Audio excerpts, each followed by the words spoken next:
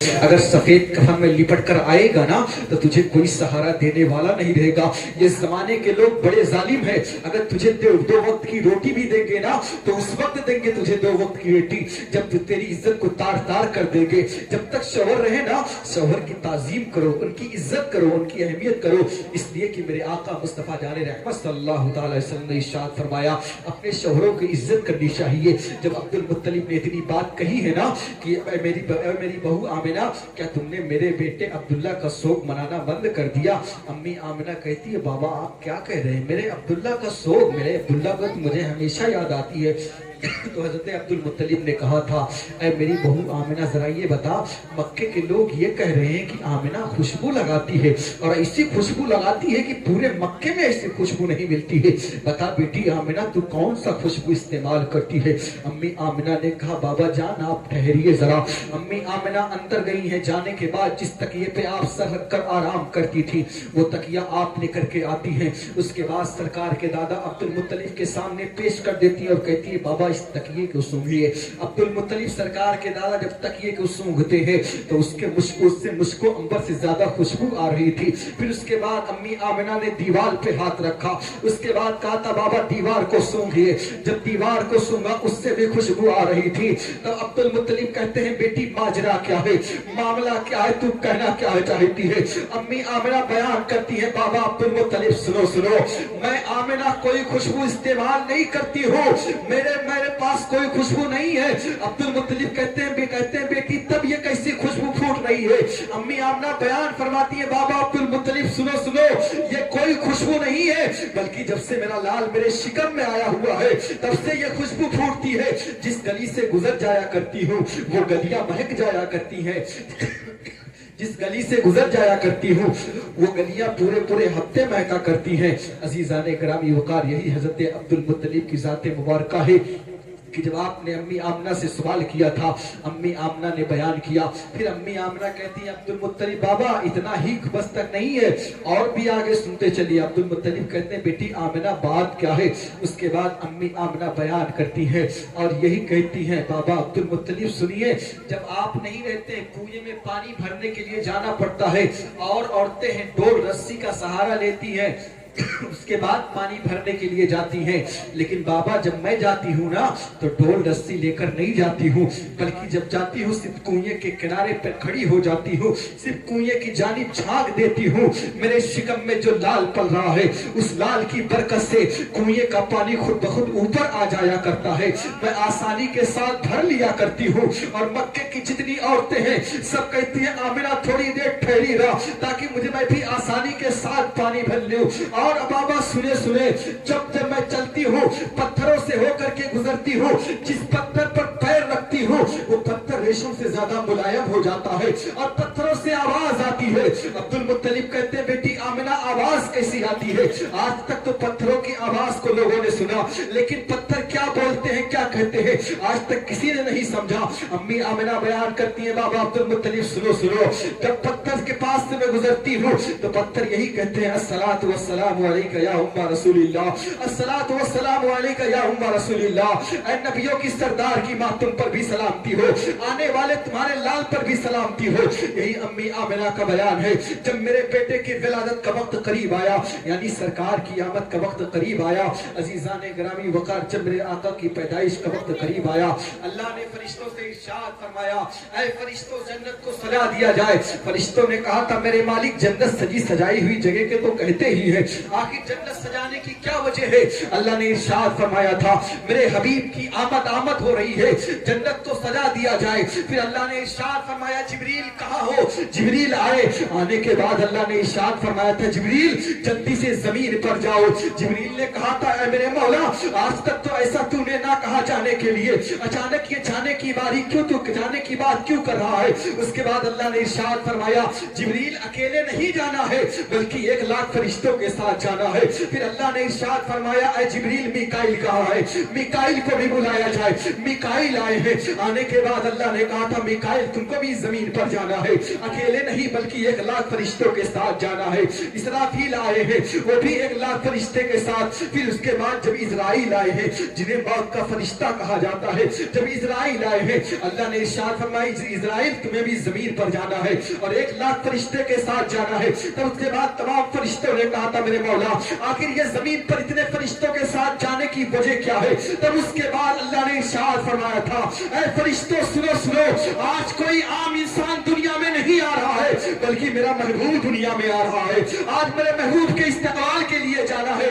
मौत के फरिश्ते ने कहा था मेरे मालिक मेरी तो ड्यूटी दूसरी है, मेरी तो ड्यूटी ये है कि लोगों के रूह निकालना है। आज कितने घर को वीरान करना है, कितने चमन को उजाड़ना है, कितनी औरतों को बेवा करना है, कितने बच्चों को यतीम करना है। मेरे मालिक मेरा काम तो दूसरा है, मैं लोगों की रूह निकालता हूँ। अल्लाह ने इरशाद फरमाया ऐ जिब्रील इज़राइल सुनो सुनो, ऐ मौत के फरिश्तों सुनो, ऐ मौत के फरिश्ता सुन, आज किसी के रूह निकालने की जरूरत नहीं है, इसलिए कि आज मेरे महबूब की आमद हो रही है।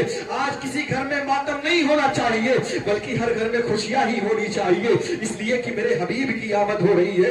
अजीजा ने ग्रामी वक़ात जब फरिश्ते वहां से चले हैं तो जिब्रील ने कहा था ऐ मेरे मौला आखिर जब जमीन पर जाना है तो खामोशी के साथ जाना है या कुछ कहते हुए जाना है? तो गोया कि अजीजा ने ग्रामी वक़ार रब ने यही कहा था जिब्रील खामोशी से नहीं जाना है बल्कि ये कहते हुए जाना है सरकार की आमद मरहबा, दिलदार की आमद मरहबा, मक्की की आमद मरहबा।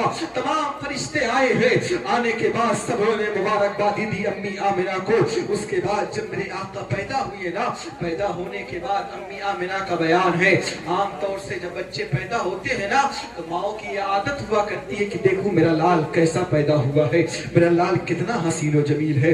अम्मी आमिना का बयान है जब मैंने अपने लाल की आंखों की जानिब देखा ना तो मेरे लाल की आंखों में सुरमा लगा हुआ था। उसके बाद अम्मी आमिना कहती है फिर मैंने सोचा कि लाओ फिर से देखूं अपने लाल की जानिब। फिर जब मैंने निगाह दौड़ाई तो मैं क्या देखती हूँ, मेरे लाल को गुस्ल देकर पैदा किया गया है। फिर अम्मी आमिना कहती है मैंने फिर निगाह दौड़ाई तो मैं क्या देखता हूँ, मेरा लाल खतना शुदा पैदा हुआ है। फिर मेरे अम्मी आमिना कहती है जब मैंने चौथी मर्तबा निगाह दौड़ाई है तो मैं देखती हूँ कि मेरा लाल है अपनी पेशानी को सजदे में रखा हुआ है और कुछ पढ़ रहा है। जब मैंने कान लगाया ना तो मेरा लाल यही कह रहा था रब्बे हबली उम्मती, रब्बे हबली उम्मती, मेरे मौला मेरी उम्मत को बख्श दे, मेरे मौला मेरी उम्मत को बख्श दे।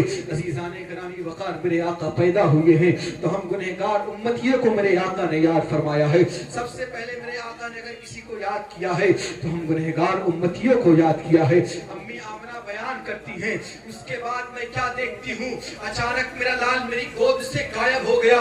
मैं हैरान और परेशान हो गई, मेरे मालिक आखिर ये मेरा लाल अचानक मेरी गोद से गायब कहाँ हो गया। फिर थोड़ी देर के बाद क्या देखती हूँ, मेरा लाल फिर मेरी गोद में है। मैंने जब कान लगाया तो कुछ लोग बातें कर रहे थे, फरिश्तों में आपस में बातें कर रहे चल रही थी। एक फरिश्ते ने दूसरे से कहा आखिर इनको कहाँ कहाँ घुमाया गया? तो उसके बाद दूसरे फरिश्ते ने कहा था इन्हें जन्नत की सैर कराई गई है, इन्हें मशरिक से मगरिब तक घुमाया गया है, पूरी दुनिया का चक्कर लगाया गया है। फरिश्ते आपस में बात कर रहे थे, इतने में गैब से आवाज आई थी। अल्लाह ने इरशाद फरमाया था ऐ फरिश्तों गवाह हो जाओ आज इस पाक धरती पर मेरा हबीब आ गया है। आज मेरा हबीब जब आया है तो ऐ फरिश्तों सुनो सुनो, आज जब मेरा हबीब आया है तो फैसला तो मेरे हबीब का होगा, हुकूमत खुदा की चलेगी। इशारा करना मेरे हबीब का काम होगा, बिगड़ी बनाना मुझ खुदा का काम होगा। तभी तो बरेली का ताजदार कहता है सबसे आला वो औला हमारा नबी, सब में बाला वो आला हमारा नबी। और कौन देता है देने को मुँह चाहिए, देने वाला है सच्चा हमारा नबी। अजीजाने ग्रामी वक़ार मेरे आका मुस्तफ़ा जाने रहमत सल्लल्लाहु ताला अलैहि वसल्लम जब पैदा हुए हैं तो सबसे पहले अपने गुनहगार उम्मतियों को याद फरमाया है। पाक पढ़ ले अल्लाहुम्मा सल्ली अला सल्लल्लाहु अलैहि वसल्लम अलैका सय्यदी या रसूलल्लाह सल्लल्लाहु ताला अलैहि वसल्लम। मेरे अजीज मेरे भाई माइक बहुत ज्यादा खराब है।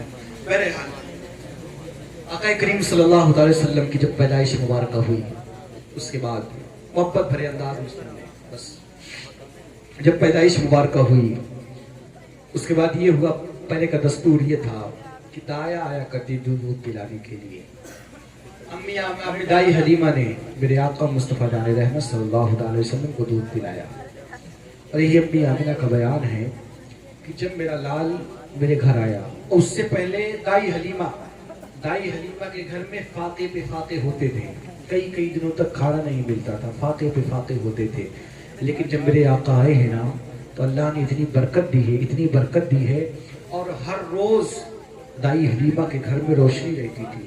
تو پڑوس کے لوگوں نے دیکھا اور یہ کہا کہ دائی حلیمہ یہ جو تھی اتنا غریب تھی، لیکن اب یہ اتنا امیر ہو گئی ہے جب سے یہ بچہ لے کر آئی ہے کہ ہمیشہ گھر میں اس کی روشنی ہی جلتی رہتی ہے۔ معاملہ کیا ہے، وجہ کیا ہے؟ ایک دن معلوم کرتی ہوں۔ اس کے بعد تمام عورتیں جب اکٹھا ہوئی نا، جب معلوم کرنے کے لیے آئی نا، دائی حلیمہ سے پوچھنے لگی آخر یہ روشنی کیسی ہے؟ تو دائی حلیمہ نے کہا تھا یہ روشنی کوئی اور نہیں ہے، آپ نے سرکار کے سامنے ان عورتوں کو پیش کیا، پیش کرنے کے بعد یہی کہا تھا یہ روشنی میں نے کوئی دیا نہیں جلایا ہے، کوئی چراغ نہیں جلایا ہے، بلکہ یہ میرا لال جو میرے گھر میں آیا ہو اسی کے آنے کی برکت ہے کہ روشنی ہو جاتی ہے۔ تمام عورتوں کا بیان ہے جب میں نے سرکار کے رخ مبارکہ سے، چہرے مبارکہ سے کپڑے کو ہٹایا ہے، جب چہرے مبارکہ سے کپڑے کو ہٹایا ہے تو ایسی روشنی پھوٹی ہے، ایسا لگ رہا تھا کہ 70,000 چاند اور سورج حلیمہ کے گھر میں آ گئے ہیں، ایسی روشنی پھوٹی ہے۔ پھر میرے آقا کی عمر آگے بڑھتی چلی ہے۔ پھر میرے آقا جب 6 سال کی عمر میں ہوئے ہیں، آپ اپنی امی کے ساتھ مدینہ گئے ہوئے تھے، وہاں سے جب واپس پلٹ رہے تھے مقام ابوا کی سرزمین پر، 6 سال کی عمر میرے آقا کی ہے، امی آمنہ کی طبیعت خراب ہوتی ہے، طبیعت خراب ہونے کے بعد امی آمنہ مقام ابوا کی سرزمین پر آپ نے اپنی ایک خادمہ سے یہی کہا تھا اب میرے بیٹے محمد کا خیال رکھنا، لگتا ہے میرے انتقال کا وقت قریب آ گیا ہے۔ یہی حضرت امی آمنہ ہیں، سرکار کو اپنے قریب بلاتی ہیں، بلانے کے بعد پیار کرتی ہیں، پیار کرنے کے بعد یہی کہتی ہے میرے لال لگتا ہے میرے جانے کا وقت قریب آ گیا ہے، اب تم میرے لال رونا نہیں، آنسو نہ بہانا، اس لیے کہ میرے انتقال کا وقت قریب آ گیا ہے۔ 6 سال کی عمر میں میرے آقا نے جب اتنی بات سنی ہے، میرے عزیز آگے پیچھے کوئی سہارا نہیں میرے آقا کے، صرف باپ کا سہارا، باپ کا سہارا بھی پیدا ہونے سے پہلے چھن گیا تھا۔ جب 3 مہینے کے ماں کے شکم میں تھے جبھی حضرت عبداللہ کا انتقال ہو گیا تھا۔ عزیزان گرامی اوقات جب امی آمنہ نے اتنی بات صحیح کہی نا، سرکار کی آنکھ میں آنسو آ گئے، ماں کی ممتا تڑپ اٹھی، ماں نے سینے سے لگا لیا۔ ہاں میرے عزیز، ماں ہوا کرتی ہے، ماں کا درد کیا ہوتا ہے پوچھو میرے آقا مصطفیٰ جان رحمت صلی اللہ علیہ وسلم کی ذات مبارکہ سے، ماں کا کتنا درد ہوتا ہے میرے عزیز۔ آج ہم اور آپ ہیں، جب تک چارپائی گھر میں رہتی ہے نا احساس نہیں ہوتا ہے۔ میں نہیں کہتا میرے آقا کا فرمان عالی شان ہے، تم چاہے لاکھ نمازیں پڑھ لو، لاکھ روزے رکھ لو، لاکھ سجدے کر لو، لاکھ عبادتیں کر لو، اگر قسم خدا کی تمہاری ماں تم سے ناراض ہے، تمہارا باپ تم سے دکھی ہے، تو تمہاری ساری عبادتیں تمہارے چہرے پہ مار دیے جائیں گے۔ ماما میرے عزیز، جنت کو دور کی بات ہے، جنت کی مہک بھی نہ پا سکو گے۔ پوچھو میرے مصطفیٰ سے ماں کا درد کیا ہوتا ہے۔ میرے آقا ارشاد فرماتے ہیں، میرے آقا مصطفیٰ جان رحمت صحابہ سے ارشاد فرماتے ہیں، اے میرے صحابہ آج بھی مجھے میرے امی کی یاد آتی ہے۔ صحابہ نے کہا تھا یا رسول اللہ آج بھی آپ کو آپ کی امی کی یاد آتی ہے؟ میرے آقا ارشاد فرماتے ہیں ہاں میرے صحابہ آج بھی مجھے میرے امی کی یاد آتی ہے۔